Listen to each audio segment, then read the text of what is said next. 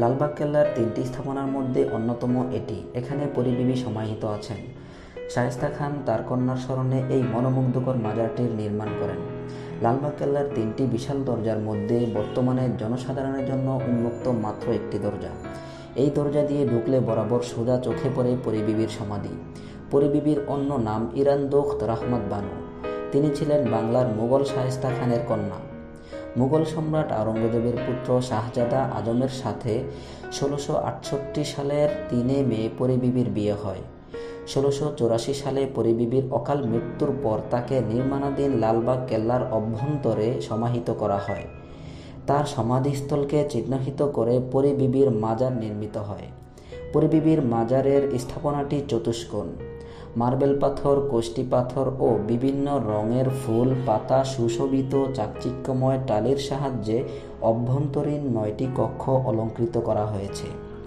মাঝের একটি ঘরে পরিবিবির সমাধিস্থল এবং এই ঘরটি ঘিরে 8টি ঘর আছে।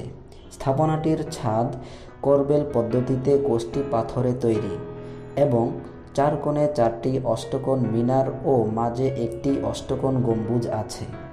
মূল সমাধি সৌধের কেন্দ্রীয় কক্ষের উপর এই গম্বুজটি একসময় স্বর্ণখচিত ছিল। পরবর্তীতে তামার পাত দিয়ে পুরো গম্বুজটিকে মুড়িয়ে দেয়া হয়েছে। স্থাপনাটির অভ্যন্তর ভাগ সাদা মার্বেল পাথর দিয়ে আচ্ছাদিত। 20.2 মিটার বর্গাকৃতির এই সমাধিটি 1688 খ্রিস্টাব্দের পূর্বে নির্মিত। তবে এখানে পরিবিবির মরদেহ বর্তমানে নেই বলেই বিশেষজ্ঞদের অভিমত। লালবাগের কেল্লা, মুঘল স্থাপত্য। লালবাগের কেল্লা ঢাকার দক্ষিণ পশ্চিমাঞ্চলে বুড়িগঙ্গা নদীর তীরে অবস্থিত একটি অসমাপ্ত মুঘল দুর্গ। এটির নির্মাণ কাজ শুরু হয়েছিল 1678 সালে মুঘল সুবাদার মোহাম্মদ আজম শাহ কর্তৃক, যিনি ছিলেন সম্রাট আওরঙ্গজেবের পুত্র এবং পরবর্তীতে নিজেও সম্রাট পদপ্রাপ্ত হয়েছিলেন।